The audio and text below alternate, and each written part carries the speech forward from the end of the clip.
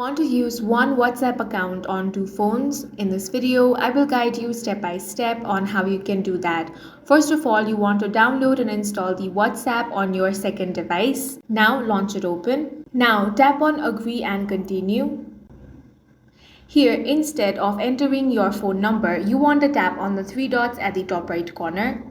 Then find the option of link as companion device.